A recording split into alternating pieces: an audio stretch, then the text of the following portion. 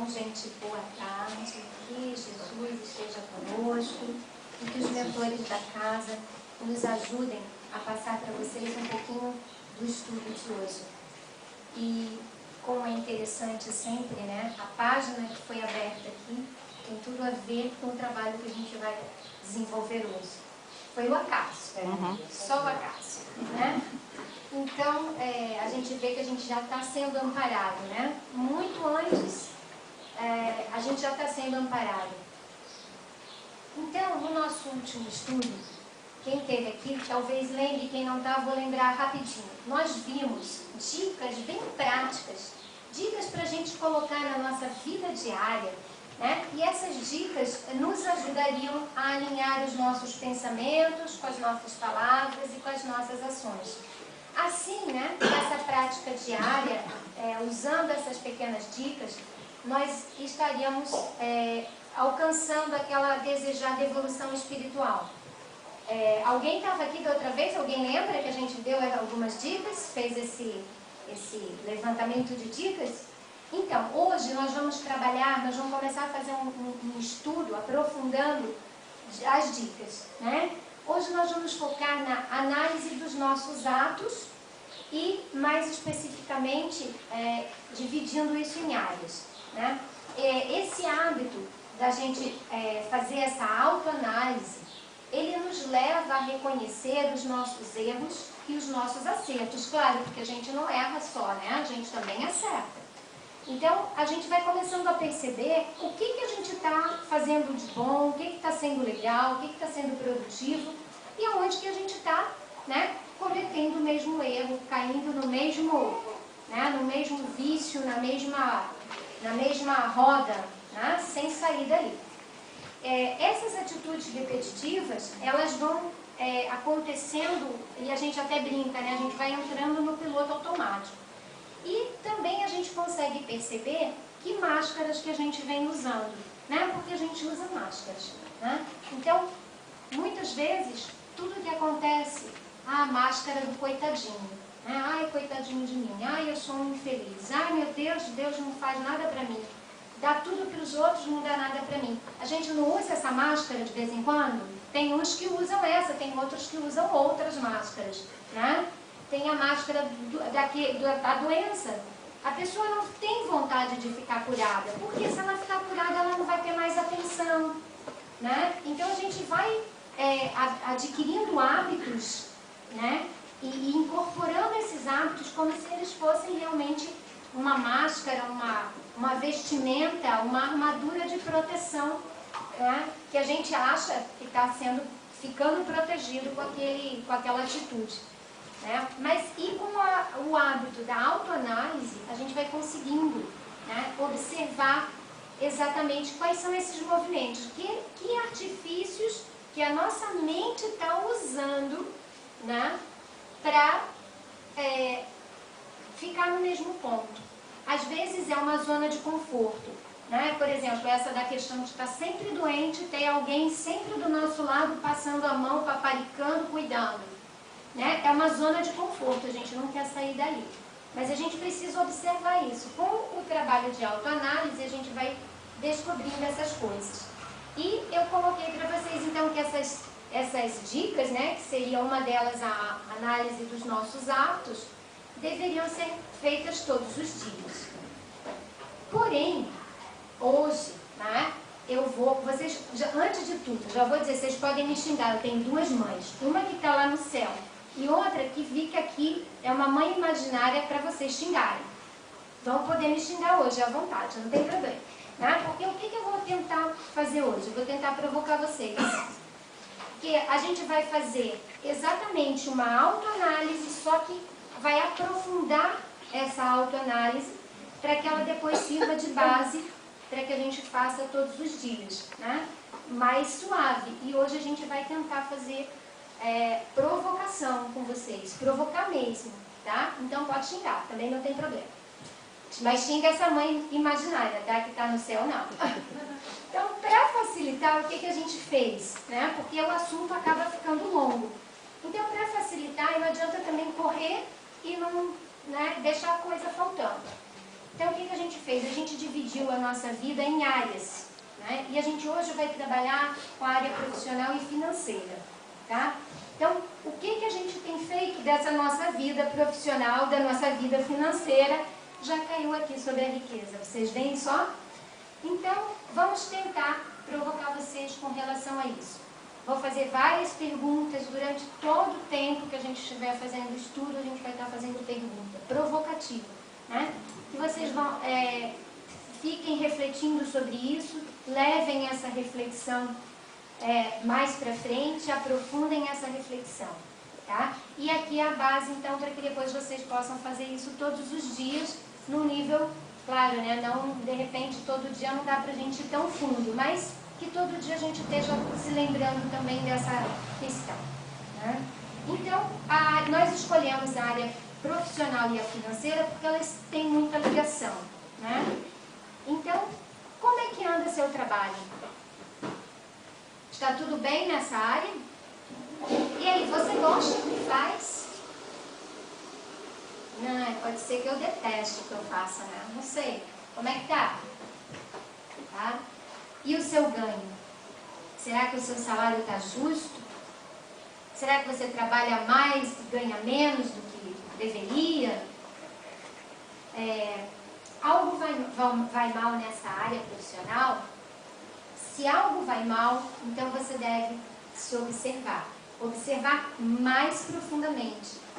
Por quê? Porque você precisa descobrir o que é que está travando, né? O que é que está impedindo que a área profissional vá bem, né? E o primeiro passo, então, é você descobrir, identificar o que está acontecendo comigo. Por que está a minha vida profissional está tão emperrada, né? Então, há que se ter coragem e olhar e observar para ver o que está acontecendo aí, né? Então, o caminho para a resolução é encarar de frente. Fugir não adianta, né? Quanto mais eu fujo, mais eu carrego o problema. Então, todos nós recebemos dons e talentos do Criador, né? Você conhece os seus dons? Você conhece os seus talentos? Reconhece? O que você faz bem feito? Eu posso ser uma cozinheira, mas eu sou uma excelente cozinheira. Eu posso ser uma costureira, mas eu sou uma excelente costureira. Eu tenho dom para costurar. Claro que a gente pode aprender a fazer muitas coisas. A nossa inteligência é imensa. A gente pode aprender a fazer, né? Tudo a gente pode ser treinado para fazer. A gente pode treinar, fazer um curso para ser um bom vendedor, para ser um bom professor. Mas a gente vai ser realmente bom quando isso é um dom, quando isso faz parte da nossa alma. Porque aí a gente vai fazer de uma outra forma, né? Se você já reconhece seus dons e seus talentos, se você não reconhece, vai refletir bem sobre isso, tá? E se você já reconhece, você os tem usado no seu trabalho, ou o seu trabalho não tem a ver com os seus dons e os seus talentos? Quem sabe está aí um nó, uma trava, né? Vamos com calma, vamos chegar lá, né? Então, quando o nosso trabalho, a nossa profissão não tem nada a ver com os nossos dons e com os nossos talentos, o que normalmente acontece? Normalmente a gente vai perdendo a alegria. Quando chega de manhã, a gente acorda para ir para o trabalho. Ai, que saco, que droga, já está na hora de levantar para ir trabalhar. Ai, eu quero continuar na cama.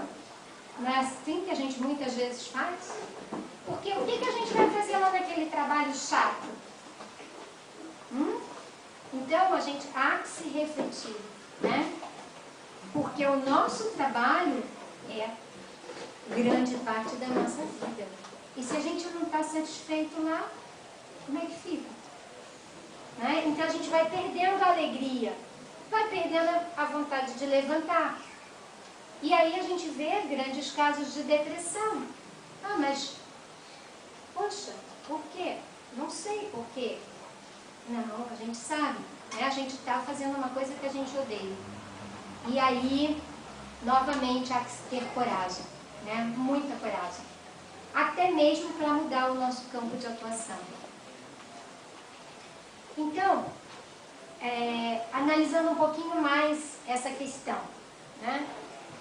Por que muitas vezes a nossa profissão não tem nada a ver com o nosso dom, ou a nossa profissão, a gente detesta a profissão? Muitas vezes aconteceram coisas na nossa vida, né, que propiciaram isso.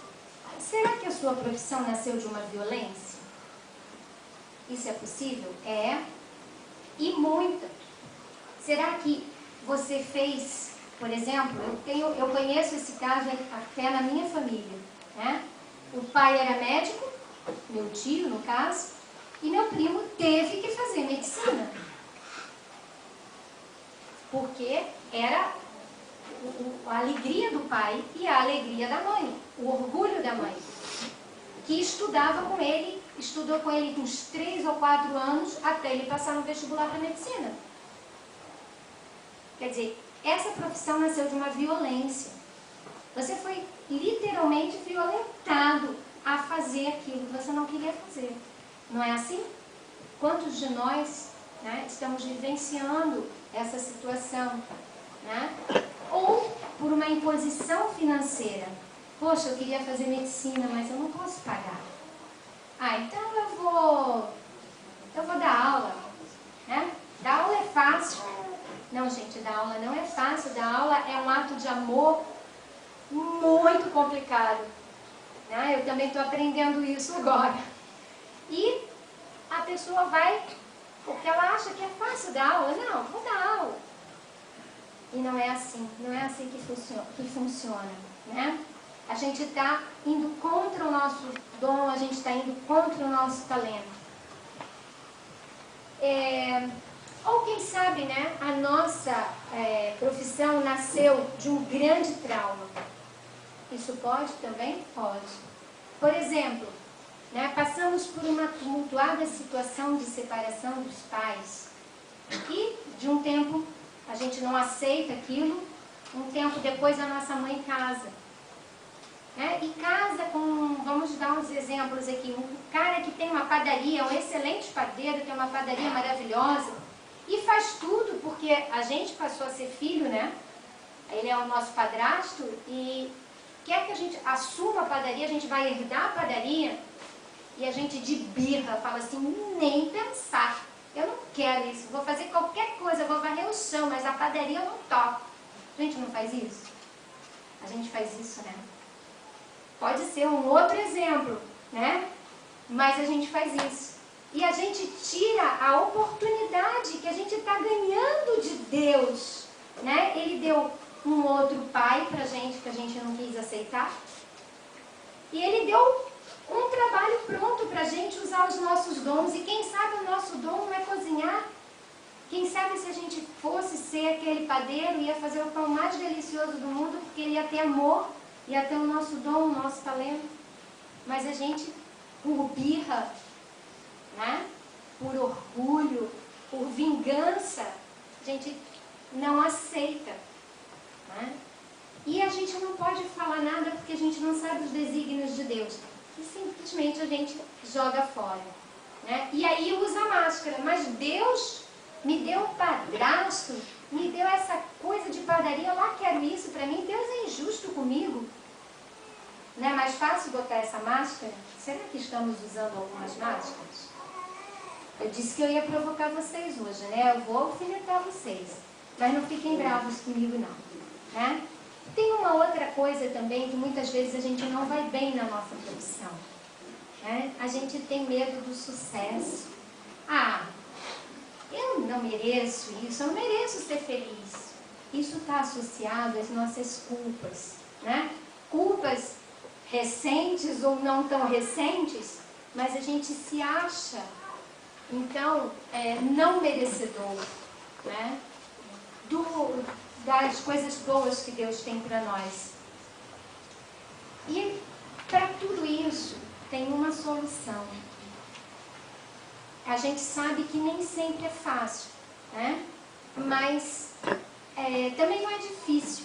Se a gente usar um pouquinho, né, de inteligência, um pouquinho de boa vontade, a gente perdoa. E através do perdão, então a gente consegue solucionar todas essas questões, né? Quando é culpa, é o auto-perdão, né? Quantas vezes a gente se culpa e a gente não se perdoa? Quantas vezes o outro já liberou, o outro já perdoou, mas a gente continua se culpando, tá? Então, quando nós usamos os nossos dons e os nossos talentos, tudo vai bem na nossa vida profissional, né? Por quê? Porque os nossos dons são divinos. Alguém discorda? Quem é que dá os dons para nós? Deus, nosso Pai, que por sinal nos dá muito mais do que dons e talentos, né? Que investe em nós todo o tempo. E para quê que Deus dá esses dons e esses talentos? E por que quando a gente usa esses dons e esses talentos, tudo vai bem? Quem saberia, amigo? Quem arriscaria uma resposta? Ninguém. Então, quando a gente ganha esses dons, Deus nos dá esses dons, Ele nos dá esses dons para a gente partilhar, para que a gente seja canal divino. A mediunidade é um dom? Por que muitas vezes a gente foge de usá-la? E a gente não partilha? A gente não faz o bem com ela? Com o nosso trabalho também. Imagina ser um bom padeiro. A gente vai ter quanto de amor naquela massa, naquele pão, e quantas pessoas vão estar sendo beneficiadas pelaquela energia positiva ali, né? Um bom vendedor, né, que vai nos fazer comprar aquilo que a gente precisa. Então, quando a gente usa esses dons, nós nos tornamos canais divinos, né? E atuamos para o bem coletivo. Então, nesse caso, o nosso trabalho não vai ser pesado. E nesse caso, mesmo que a gente ganhe pouco, é impressionante, mas o dinheiro vai render. Vai render, porque você está fazendo aquilo que você ama. E aquilo se transforma em muito, né? E a gente até brinca, né, com aquele ditado popular, né? Até falam muito isso para o professor, a gente ouve muito, né? Tem professor e professores, né? Mas tem aquele professor especial. Mas para todas as profissões, né? Tem médico e médicos, mas tem um médico, aquele que nasceu para aquilo. A gente vê isso no dia a dia. Tem o padeiro e os padeiros, né? Eu hoje peguei no padeiro, né? Então, com relação à área financeira, né, que é essa área que está tão associada com o trabalho, né, você deve se perguntar seriamente como é que você lida com essa energia chamada dinheiro. Né? Você acredita que tudo que você necessita chega para você na hora exata que você precisa? Você tem essa confiança, real confiança? Você acredita que você é herdeiro, ou seja, filho do Pai? Se você é herdeiro, filho do Pai, você já tem tudo, já herdou. Todo lucro é seu. Né? Deus não nos cobra nada, nos dá esse planeta maravilhoso, abundante. Então, eu trouxe um pedacinho aqui no Evangelho, no Evangelho de Lucas, capítulo 11, versículos 11 a 13. É bem curtinho, mas esse eu gostaria de ler. Né? Então, diz assim: qual dentre vós é o pai que, se o filho lhe pedir pão, lhe dará uma pedra? Ou se pedir um peixe, lhe dará, em lugar de peixe, uma cobra? Ou se lhe pedir um ovo, lhe dará um escorpião? Ora, se vós, que sois maus, sabeis dar boas dádivas aos vossos filhos, quanto mais o Pai Celestial dará o Espírito Santo àqueles que lhe pedirem. Né? Mais acima também, um pouco antes, ele diz, batei e abri-se-vos-á. Né? Então, a nossa falta de humildade, muitas vezes, né, nos faz deixar passar a oportunidade, porque a gente não pede. Ou essa falta de confiança, né, nos faz perder muitas coisas. Porque a gente não confia, não chega. Né? A prosperidade, ela nasce dessa fé, dessa confiança total, de que o Pai não nos desampara. E que se faltar aqui no bolso, é porque a gente precisava faltar. Ah, eu pedi, mas Deus não me deu. Poxa vida, você está me enganando. Não, eu não estou enganando. Se você pediu sinceramente do fundo do teu coração e não recebeu, é porque não tinha que receber. Porque se você recebesse, ia fazer que nem foi lido aqui. Ia, como a gente diz na gíria, né? Colocar os pés pelas mãos. Ia se atrapalhar todo com aquele dinheiro.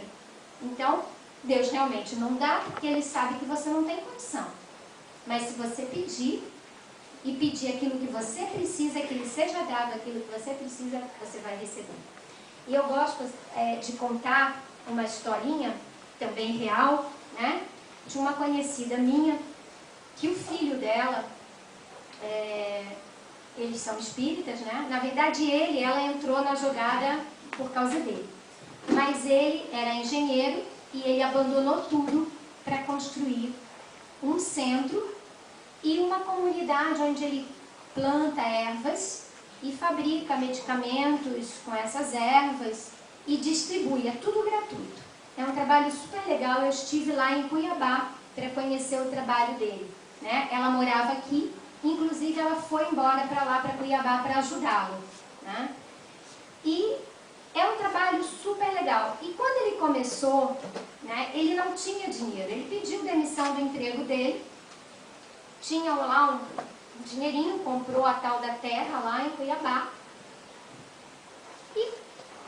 E assim foi começando a fazer a obra, E um dia o dinheiro estava quase acabando, e ela conta isso, né? Ela mesma não acreditava.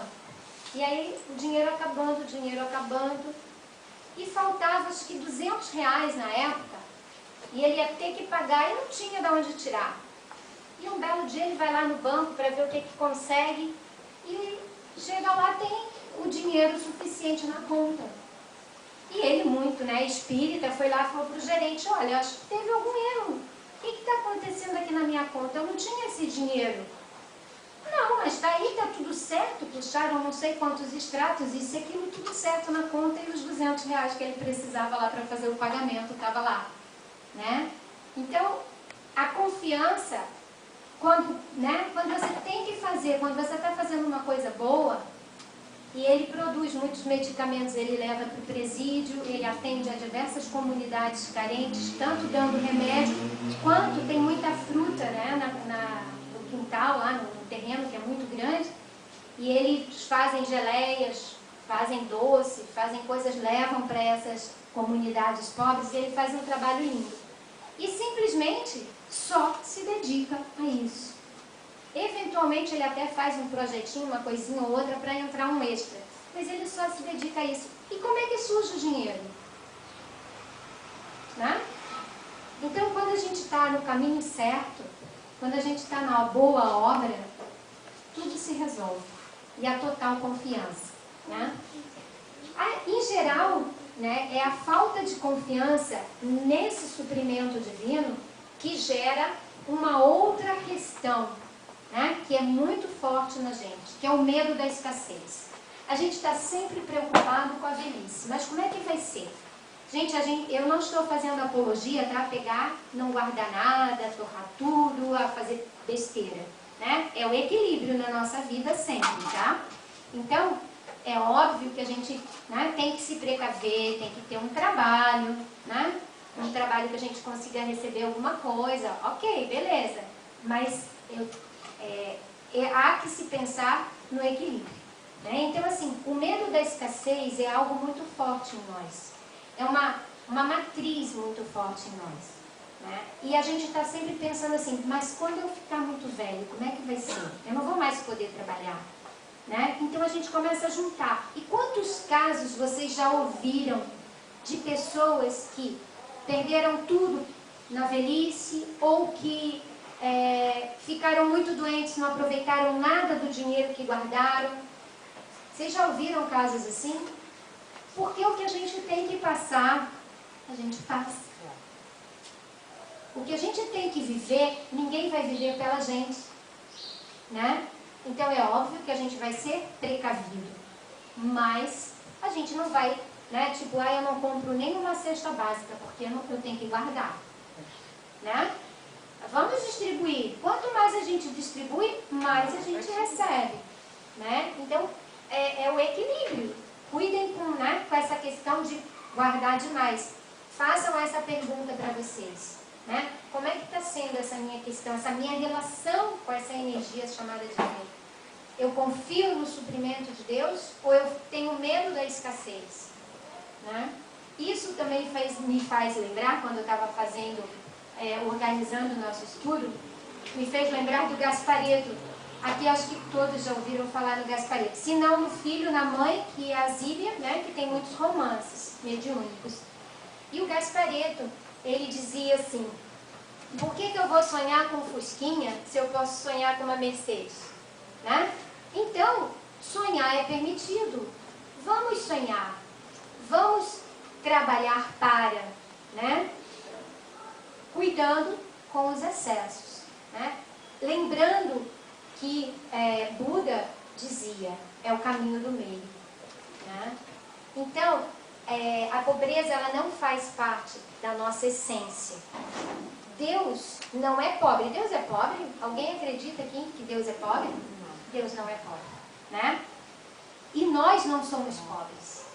A prosperidade não é a conta bancária. Né? A prosperidade é algo muito maior. A gente está fazendo foco na finança, mas a prosperidade é algo muito além, né, da nossa conta bancária. Nós não somos pobres. Lembro também, quando eu falo desse assunto, de uma vez perguntaram para o Carlinhos Brown, e como é que era a tua vida quando tu era pobre lá na Bahia? Disse que ele ficou muito bravo. Disse, pobre? Eu nunca fui pobre. E eu nunca me esqueci disso. Porque a gente vive reclamando, né? Mas eu sou pobre. Se você vive reclamando e dizendo que é pobre, é pobre. Né? É pobre. E é você que diz? Tudo que a gente diz, a gente vai concretizando. Então ele disse, eu nunca fui pobre. Eu era sem dinheiro naquela época. Pobre eu nunca fui. Né? A gente não é pobre, a gente é filho de Deus. Né? A gente vê por aí severas provas de severa pobreza. A gente vê isso, né? Mas são provas o espírito está passando por aquela prova por um determinado tempo. Pobreza severa financeira, né? A gente vê isso.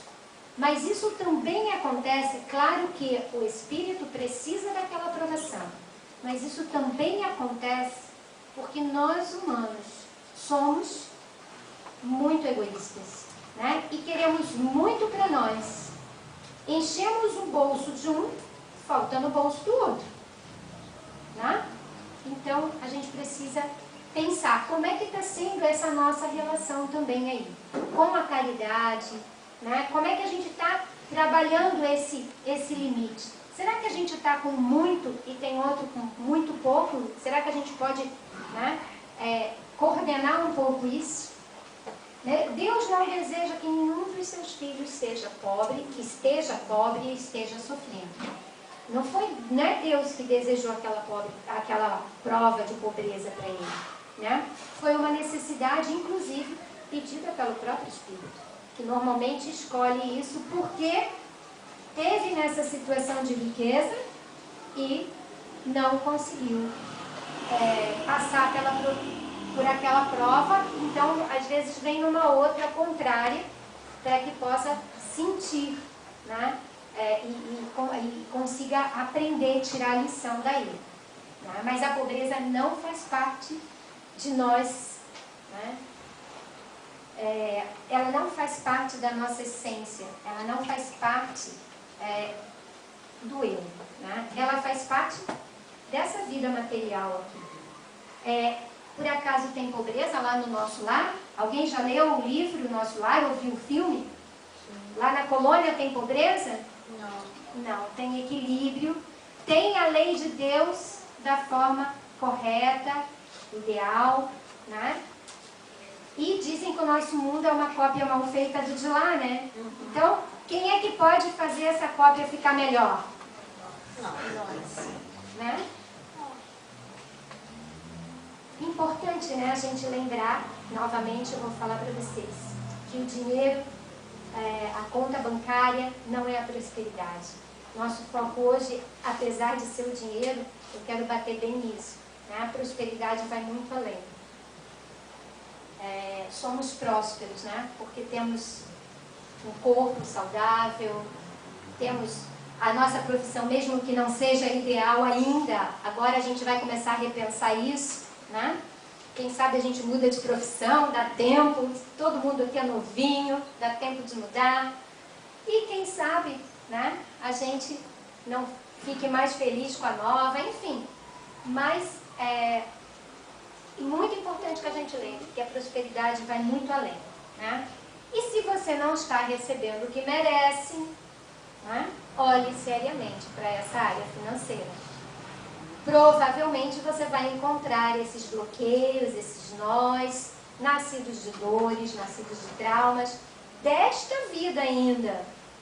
Algumas de outras, mas muitas vezes desta vida.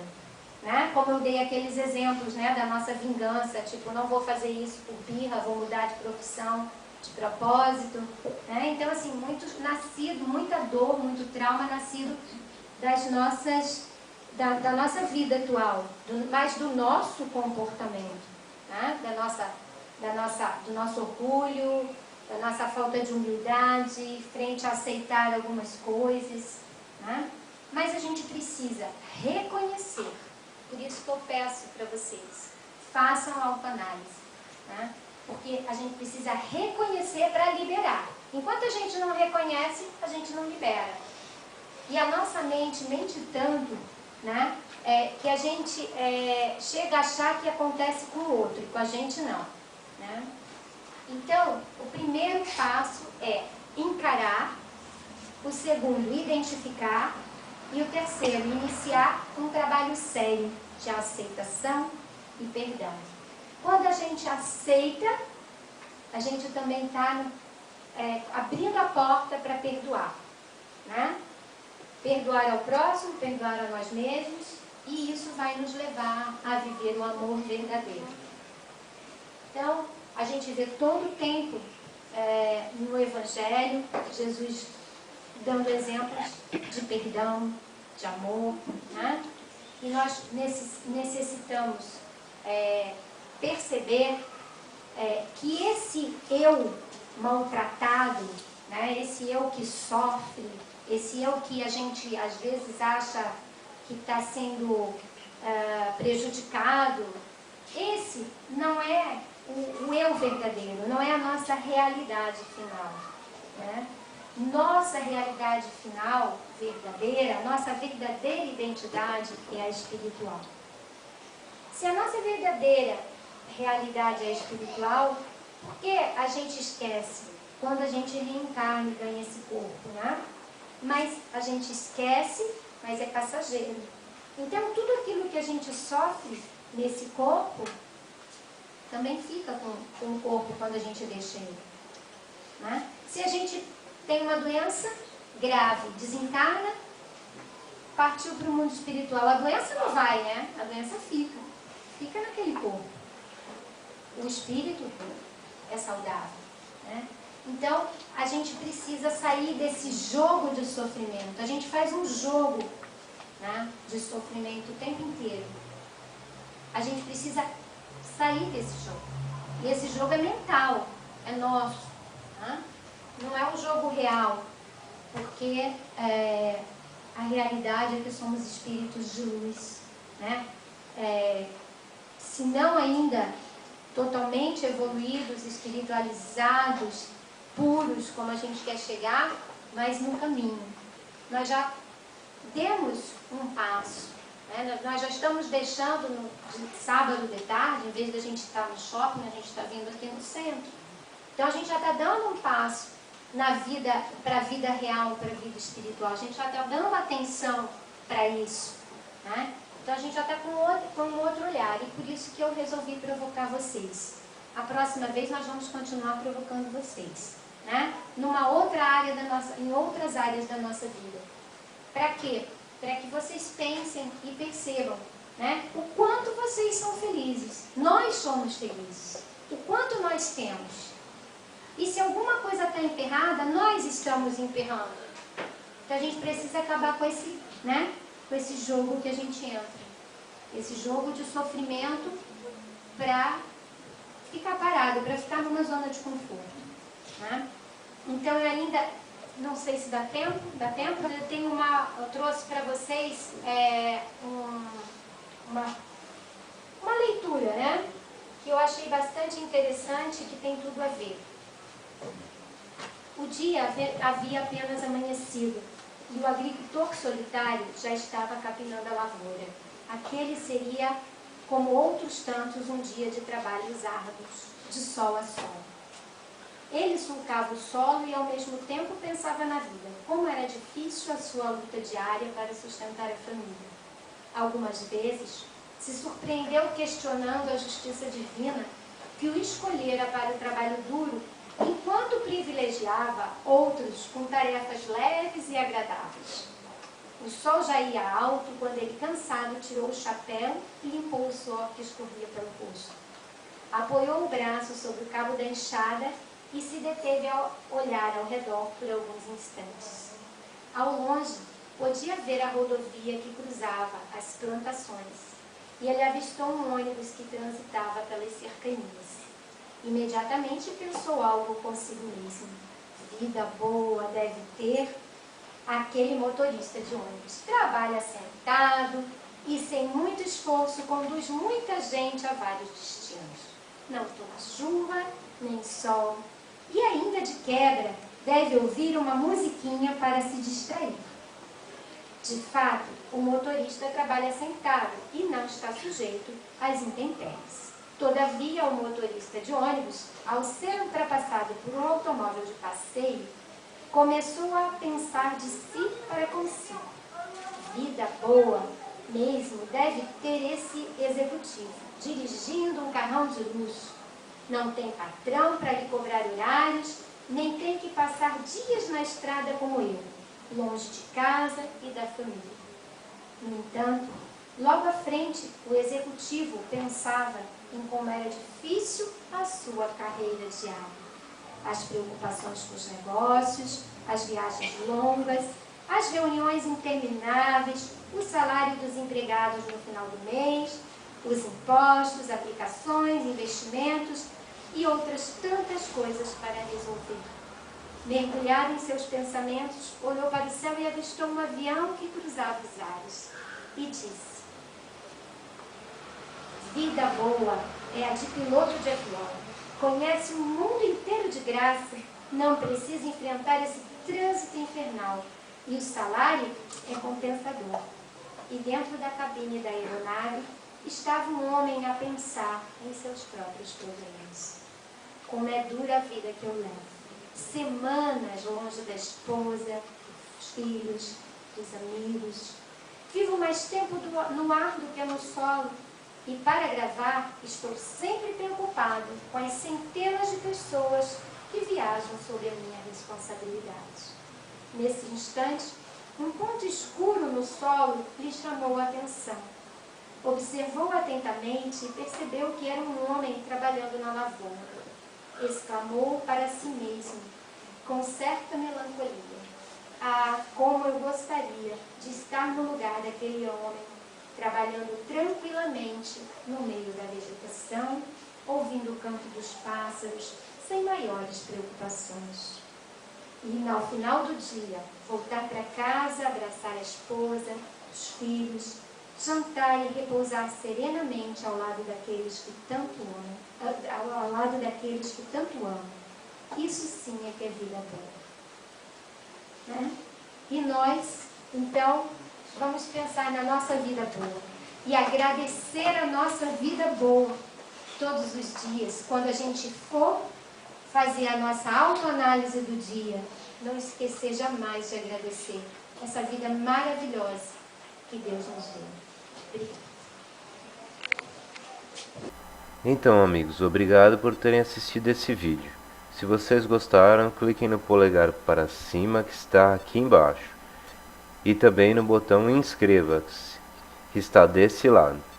Assim, sempre que vocês entrarem no YouTube, receberão notificações de vídeos novos e estarão ajudando a continuarmos divulgando os conhecimentos espíritas na rede. Muito obrigado!